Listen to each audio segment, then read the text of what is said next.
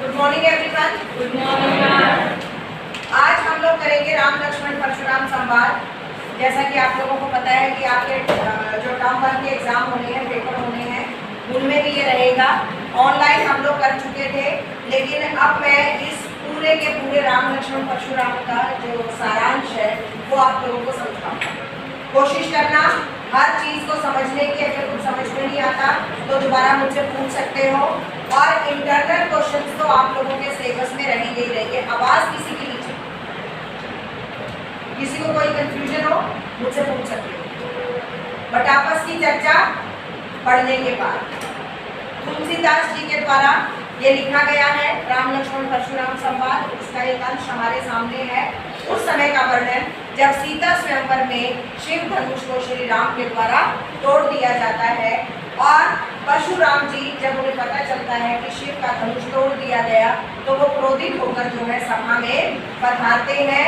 और सभा में आने के बाद वो इतने ज़्यादा क्रोधित होते हैं, और उसी का जो वर्णन यहाँ पर और क्या कटाक्ष जो है लक्ष्मण के द्वारा किए गए। मैंने जब आपको रस करवाए थे तब आप लोगों को बताया भी था कि राम लक्ष्मण परशुराम संवाद 2 रसों का जीता जाता उदाहरण है। किस किस का?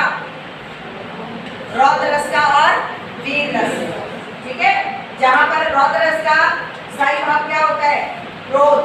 परशुराम जी क्रोधित होते हैं। और वीर रस का स्थायी भाव क्या होता है? उत्साह या वीरता। ठीक है जी। तो सबसे पहले नाथ समूद अनुभंजनी आरा होई देव एक दास तुम्हारा, ये वाला पैराग्राफ यहाँ पर मैं सकल संसार तक आप लोगों को करवाऊंगी। जब, और ये पहला पैराग्राफ बहुत इंपॉर्टेंट भी है, जब परशुराम जी आकर सभा में पूछते हैं कि आखिर ये धनुष किसने तोड़ा है, तो उस समय श्री राम जी कहते हैं कि हे प्रभु, इस धनुष को तोड़ने वाला अवश्य ही आपका कोई दास है। ये बात सुनकर परशुराम जी कहते हैं कि हे राम, दास का काम क्या होता है? क्या काम करता है दास को? दास का काम तो सेवा करना होता है अपने गुरु की।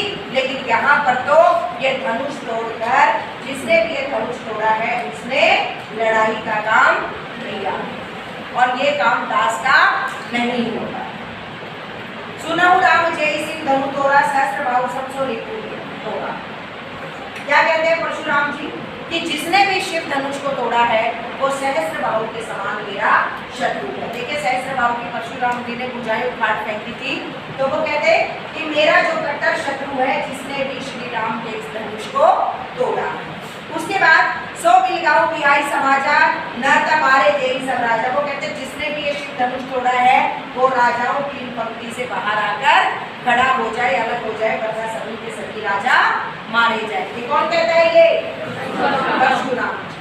सुनी मुनि वचन लखन मुस्काने, बोले पशुधरी और माने, कहूँ धनुई तोरी लड़काई, कहूँ ना सीधी स्थिनी को साई। वो मुनि के वचन सुनकर, परशुराम जी के वचन सुनकर लक्ष्मण कहते हैं कि इससे पहले भी हमने तो बचपन में बहुत सारे धनुष तोड़े थे, तब तो हमें किसी ने कोई भी क्रोध नहीं किया, और आखिर इस धनुष के प्रति आपकी ऐसी क्या ममता है?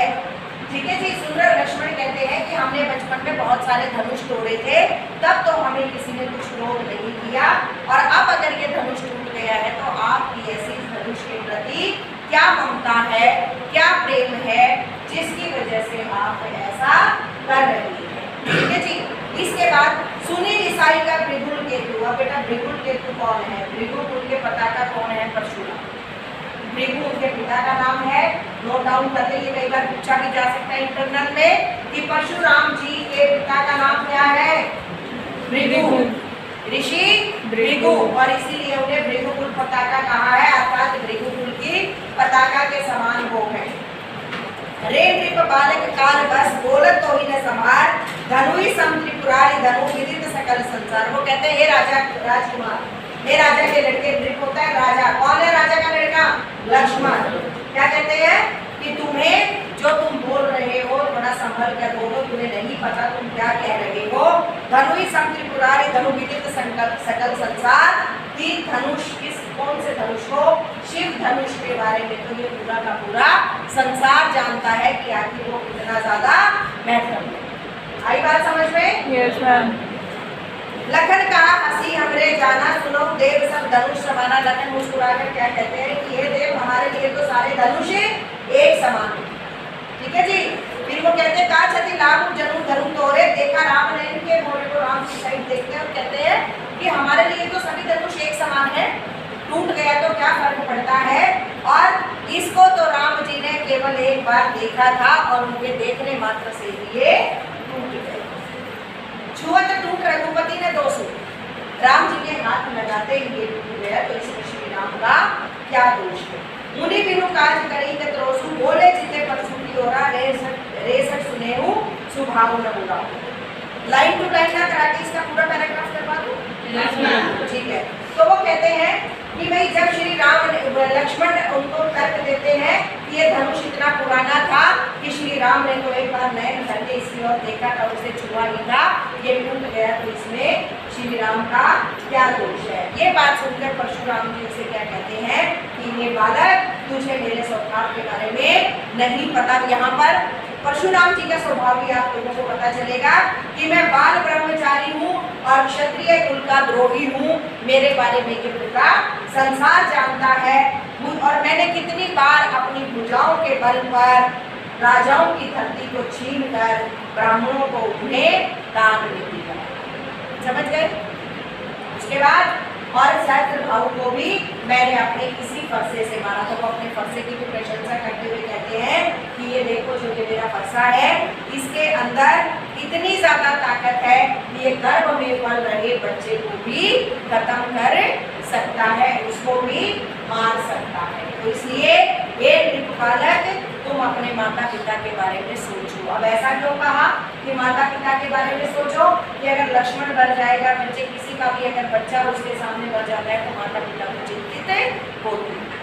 आई बात समझ में यहाँ पर? उसके बाद फिर लखन जो है उस बात का जवाब देते हैं और कहते हैं कि आप तो जो है बहुत बड़े ज्ञानी हैं, महामुनि हैं और बार बार आप मुझे ये बुखार दिखा रहे हैं, अपना कुल्हाड़ा दिखा रहे हैं, अपना फरसा दिखा रहे हैं, मानो आप फूट मारकर पहाड़ को गिराना चाहते हैं। आई बात समझ में? क्या कह रहे हैं कि आप तो अपने आप को इतना महान बता रहे हैं कि आपके अंदर इतनी ताकत है, मानो आप फूट मारोगे और पहाड़ उठ जाएगा। बार बार इस तरीके से मुझे अपना फरसा दिखा रहे हैं। फिर कहते हैं ये पंक्ति बड़ी इंपॉर्टेंट है, यहाँ कुंभड़ पतिया को ना ये तर्जनी देखी मरी जा। तो कहते हैं कि मैं भी कुंभड़ पतिया का फूल नहीं हूँ। अब कुंभड़ पतिया बेटा एक पौधा होता है कि अगर उसकी तरफ तर्जनी उंगली से इशारा भी कर दिया जाए तो वो इशारे से भी मुरझा जाए। तो लक्ष्मण कहते हैं कि मैं भी कोई कुंभड़ पतिया का फूल नहीं हूँ कि तुम मुझे तर्जनी दिखाओगे या उंगली दिखाओगे और मैं परास्त हो जाऊंगा या मैं मुरझा जाऊंगा। आगे बात समझ में? यहाँ पर अपनी तुलना किसके साथ की है? कुंभड़ पतिया के फूल से। ये थोड़ा एमसीक्यू में इंपॉर्टेंट हो जाती है ये चीज। ठीक है जी। देखी कुठारू सरासन बाना, मैं कछु कहा कहीं से माना। कहते मैंने तो आपके हाथ में कुल्हाड़ा देखा था और मैंने तो बड़े अभिमान से ये बातें आपको कही। अब सामने अगर वो देव होते तो देव के हाथ में तो लोटा होता, शंख होता। वो कहते मैंने तो आपके हाथ में फरसा देखा था, कुल्हाड़ी देखी थी, क्योंकि बड़े क्षत्रिय दिख रहे हैं, बड़े परम योद्धा है, तो मैंने भी बड़े अभिमान से आपको ये बातें बोल दी। फिर उसके बाद वो कहते हैं कि तुम जो है, मैंने तो सोचा कि आप तो एक ऋषि हैं और क्या फर्क पड़ता है, और आप जैसे वो कह रहे थे ना कि वरना मैं तुम्हें मार डालूंगा ये है। तो यहाँ पर लक्ष्मण जी कहते हैं कि हमारे कुल में आप ऋषि हैं, मुझे पता चला, मैंने अभिमान पूर्वक आपको क्षत्रिय समझकर ये सारी बातें बोली थी। लेकिन फिर यहाँ पर क्या कहते हैं कि हमारे कुल में क्या बात सिखाई जाती है कि ब्राह्मण, देवता, गाय और हरिजन और औरत के ऊपर कभी भी हाथ नहीं उठाना चाहिए। ये हमारे गुरु में शोभा नहीं देता और मैं आपको मारकर कोई भी अपकीर्ति नहीं कमाना चाहता। ठीक है। अब बेटा इतने कड़वे वचन सुनकर तो क्या, अब यहाँ पर लक्ष्मण जी क्या कहते हैं कि आपके तो वचन ही इतने ज्यादा कठोर है कि आप तो मामा खाई हो लेकर बोल रहे हैं कि कोई व्यक्ति आपके वचन सुनकर को प्रकाश करता है कि आपके तो वचन सुनकर कोई भी धराशायी हो जाएगा, आप ऐसा बोलते हो। तो कहते हैं आप क्यों खामखाई जो है तुम्हारा लेकर घूम रहे हैं। अब बेटा जब उन्होंने इतनी ज्यादा लक्ष्मण की बातें सुनी तो क्या हुआ, इतने गंभीर स्वर सुन के परशुराम जी भी बहुत ज्यादा गंभीर हो गए और वहाँ पर जो कौशिक ऋषि बैठे थे उन्होंने क्या कहा कि आप इसको संभाल लो, वरना ये बालक अपने काल का अपने जो है काल का ये ग्रास बनेगा, इसको कोई भी मेरे हाथों करने से नहीं रोक सकता और ये अपनी कुल की चिंता का कारण बनेगा। कुल की चिंता का कारण क्यों कहा? वो मर जाएगा तो उसके परिवार वाले पछताएंगे ना कि देखो हमारा बच्चा मर गया। और फिर उन्होंने क्या कहा कि ये बच्चा तो जो है ठीक उसी प्रकार अपने कुल पर कलंक है जैसे कि चांद में कलंक होता है। चांद में दाग होता है ना, ठीक है, तो कहते ये भी अपने सूर्य वंश पर कलंक के समान है। ये बात किसने किसको कही? आ सकता है परशुराम ने लक्ष्मण को। परशुराम ने लक्ष्मण के बारे में कही और किसको कही? कौशिक को। समझ गए? ये ऊपर लिखा हुआ है कौशिक सुनु मंदिरे बालक, 4th पैराग्राफ में, ठीक है। कौशिक ऋषि को जो सभा में उपस्थित थे कि ये बालक तो बिल्कुल किसके समान है? कलंक के समान, ठीक है जी। काल कबनु होई चरमाही कहो पुकारी कोई होई नाही, तुम हटकाऊ जो चहु हमारा कहीं प्रतापु बलु रोष हमारा। इसने मेरे रोष के बारे में, बल के बारे में लगता है ये नहीं जानता, तभी इतनी बकवास कर रहा है, ठीक है। अब इसके बाद बेटा फिर यहाँ पर क्या कहते हैं? कौन कहता है? लक्ष्मण जी कहते हैं। क्या कहते हैं लक्ष्मण? कि आपके बारे में और कौन अच्छा बता सकता है? उसकी प्रशंसा कर रहे थे ना, कहते आपके शब्द बता रहे हैं, आपके जिस हिसाब से आप बोल रहे हैं तो आपके बारे में कौन नहीं जानता? आपके बारे में तो हर कोई जानता होगा। और वैसे भी है मुनि, आपकी प्रशंसा आपसे बेहतर कौन कर सकता है? आपके बारे में और आपसे बेहतर कौन बता सकता है? तो आप ही बताइए। और फिर अंत में वो क्या कहते हैं कि जो शूरवीर होते हैं, लक्ष्मण क्या कहते हैं? जब परशुराम से वो बातें सुनते हैं ना कि मैं ऐसा हूँ, मैं बाल ब्रह्मचारी हूँ, मेरे फरसे में ऐसा है, फिर कहते हैं कि ये अपने कुल के लिए घातक है, ये सारी चीज़ें जब कहते हैं तो यहाँ पर फिर लक्ष्मण क्या कहते हैं कि जो शूरवीर होते हैं वो कहाँ पर अपना पराक्रम दिखाते हैं? वो युद्ध में अपना पराक्रम दिखाते हैं। समझ रहे हो?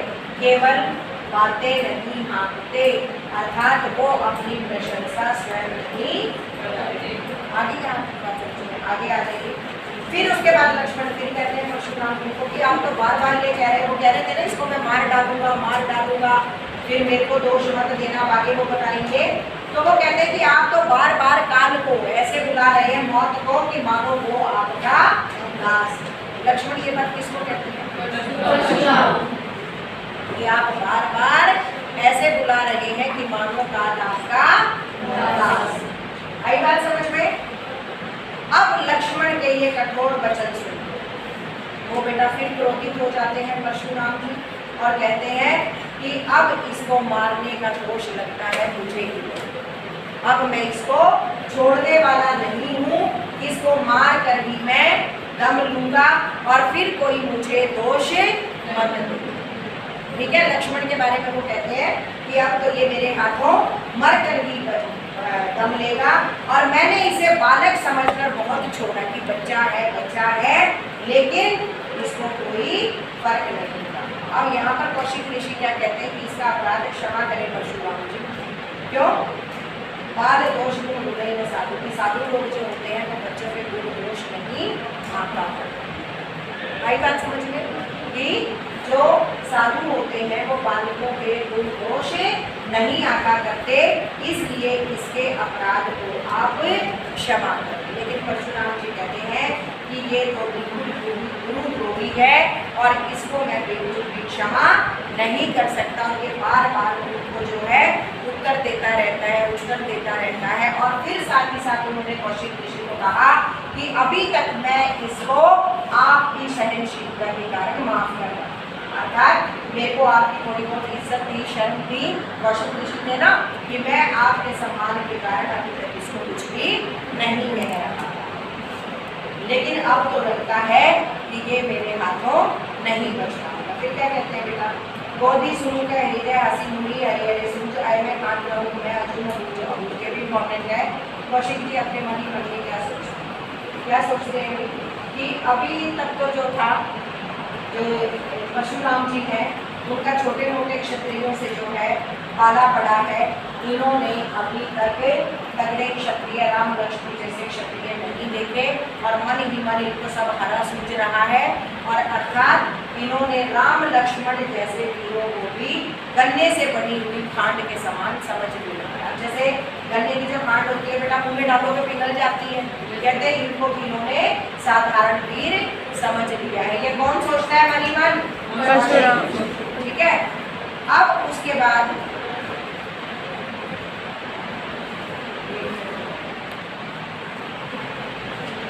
को नहीं जान विदित संसार माता पिता युगनी भय नीचे बुरी रहा सोचू बड़े जी के सोजन हमरे माथे काढ़ा दिन चली गए ब्याज बड़बाड़ा अब आनी व्यापारी बोली तुरंत देव ने थैली बोली। अब बेटा यहाँ पर लक्ष्मण फिर उनके ऊपर कटाक्ष करते हैं, कहते हैं आपके शील के बारे में कौन नहीं जानता। आप तो कटाक्ष करते हुए कहते हैं आप तो बड़े शांत स्वभाव के ऋषि और कहते हैं आपने लगता है माता पिता का ऋण तो उतार लिया होगा। वो कहता है ना मेरे गुरु का द्रोह किया है और मैं इसको मारकर अपने गुरु के ऋण से मुक्त हो जाऊंगा।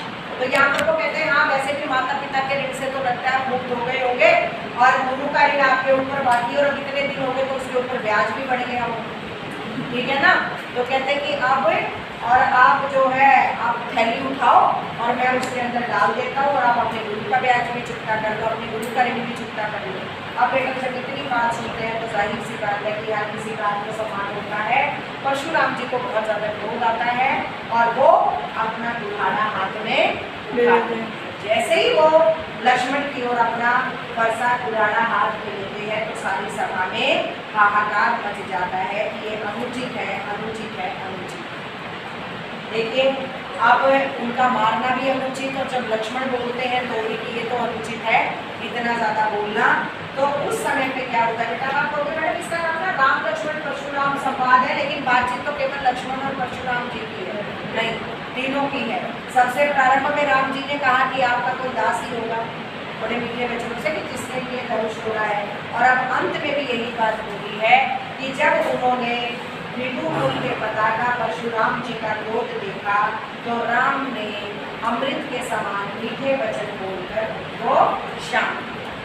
समझ गए? यहाँ पर भी तो कुछ बोला होगा ना, सिर्फ इतनी बात कही उन्होंने कि उस समय श्री राम ने मीठे वचन बोलकर उनको शांत। आगे की बात समझ क्या अभी तक शुरू से लेकर कि जब सीता स्वयंवर में श्री राम शिव जी का धनुष तोड़ देते हैं तो परशुराम जी जो है अपना गुरु मानते थे वो सभा में आते हैं, फरसा लेकर कहते हैं कि कौन है इसने ये धनुष तोड़ा है।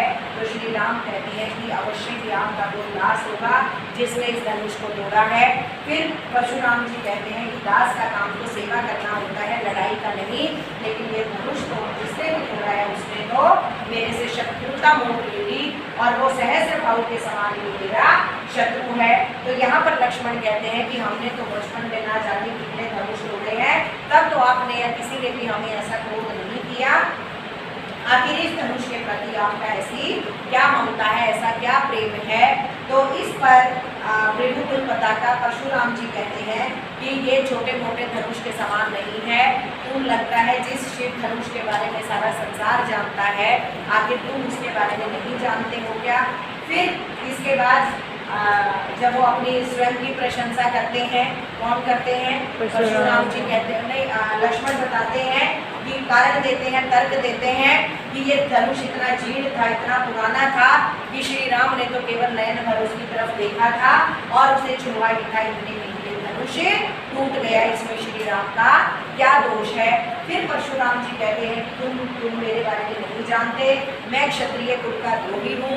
मैंने सहस्र भाव की भुजाओं को अपने फरसे से काटा था और ना जाने कितनी ही बार जो है क्षत्रियों को हराकर उनकी पूरी ब्राह्मणों को दान में दी थी। और फिर जब अपने फरसे की प्रशंसा करते हुए ये भी कहते हैं, एक तो सहस्र भाव की भुजाओं को काट डाला था, दूसरा कि मेरे इस फरसे में इतनी ताकत है कि ये गर्भ में पल रहे बच्चे को भी मारने में सक्षम। फिर उसके बाद लक्ष्मण फिर कटाक्ष करते हैं उनके वचन सुनकर कि आप तो बार बार मुझे ऐसे अपना फरसा दिखा रहे हो मानो आप फूंक मारकर पहाड़ को उड़ाना चाहते हो, आप इतने बलशाली हो। और मैंने तो आपको क्षत्रिय समझकर आपके हाथ में फरसा और कुल्हाड़ा देकर ये समझा था कि आप क्षत्रिय और अभिमान पूर्वक बातें कह दी थी। और अब आप अपने आप को जब ऋषि कह रहे हैं, साधु कह रहे हैं, तो हमारे कुल की ये रीति नहीं है। कि हम साधु पर, देवता पर, महिला स्त्रियों पर और गौ के ऊपर या हरिजन के ऊपर हाथ उठाए, हमारी जो कुल है उसकी शोभा की ये बात खिलाफ। ठीक है, इसलिए मैं आपको अभी तक कुछ नहीं कह रहा हूँ। इस बात पर फिर परशुराम जी क्रोधित हो जाते हैं और वहाँ पर कौशिक ऋषि भी बैठे थे और फिर साथ ही साथ लक्ष्मण ये भी कहते हैं कि आपके तप के बारे में आपसे बेहतर और कौन बता सकता है। फिर वो कहते हैं कौशिक ऋषि को कि अभी तक मैं सिर्फ आपके कारण, आपके सम्मान के कारण, आपके शील के कारण इसको छोड़ रहा था बालक समझकर, लेकिन ये बालक बड़ा ही उदंड है, बड़ा ही उदंड बालक है और ये अपने कुल पर ठीक उसी प्रकार कलंक है जैसे कि चांद में दाग होता है और ये अवश्य ही अपने माता पिता की चिंता का कारण बनेगा। अब मैं इसे नहीं छोड़ूंगा। फिर इस पर लक्ष्मण कटाक्ष करते हैं कि जो वीर होते हैं वो अपनी प्रशंसा खुद नहीं किया करते, वो मैदान में शत्रु का डट कर सामना करते हैं और वो केवल बातें या डींगे नहीं हाथते बल्कि मैदान में ही अपने पराक्रम को दिखाते हैं। अब जब फिर आगे लक्ष्मण कहते हैं कि आप तो बार बार काल को ऐसे कह रहे हैं, वो कहते हैं ना मैं तुम्हें मार डालूंगा, काल होता है बेटा वो, तो कहते हैं आप तो बार बार काल को ऐसे बुला रहे हो मानो काल तुम्हारा दास हो, तुम बुलाओगे वो आ जाएगा। और इस पहले पैराग्राफ में ये भी कहा था कि मुझे भी कोई कुंबड़ बतिया का फूल मत समझना कि जिसे दर्शनी उंगली दिखाओगे और मैं मुरझा जाऊंगा। ठीक है, फिर वो कहते हैं आप तो बार बार काल को ऐसे बुला रहे हो मानो काल तुम्हारा दास हो। और फिर इस पर वो कहता है कि अब तुम्हें कोई नहीं बचा सकता। तो वहाँ पर कौशिक ऋषि कहते हैं कि हे परशुराम जी, साधुओं का काम होता है कि वो बालकों को माफ कर देंगे, बालक है आपके सामने, और उसके गुण दोष को ना देंगे। फिर वो कहते हैं कि अभी तक मैं आपके शील के कारण इस बच्चे को माफ करता जा रहा था, लेकिन अब मुझे लगता है कि ये अवश्य ही अपनी माता पिता की चिंता का कारण बनेगा। अब मैं इस उद्दंड बालक को क्षमा नहीं करूँगा और इसे मारकर मैं अपने गुरु के ऋण से मुक्त भी हो जाऊँगा। तो इस बात पर वो कहते हैं कि हाँ हाँ ठीक है लक्ष्मण। फिर उनके ऊपर कटाक्ष करते हैं कि लगता है माता पिता के ऋण से तो आप मुक्त हो गए हैं, अब गुरु का ऋण शेष रह गया, उसके ऊपर तो ब्याज भी बढ़ गया होगा बहुत ज़्यादा, आप थैली खोलिए, आपको मैं गुरु के ऋण से भी मुक्त कर देता हूँ। इस पर परशुराम जी अपना फरसा उठा लेते हैं और जैसे ही वो लक्ष्मण की तरफ अपना फरसा करते हैं तो पूरी सभा में हाहाकार मच जाता है, अनुचित। तो ऐसे समय में श्री राम जी अपने अमृत के समान मीठे वचन बोलकर वहाँ के वातावरण को शांत कर देते। ठीक है जी, ये था। अब इंटरनल साथ के साथ करा भी दिए हैं और वैसे आप लोगों को लिखा भी दिए हैं MCQs। ठीक है, और कल इसका फिर टेस्ट ले लूँ। तो कल आप लोगों का जो है राम लक्ष्मण परशुराम संवाद का जो है टेस्ट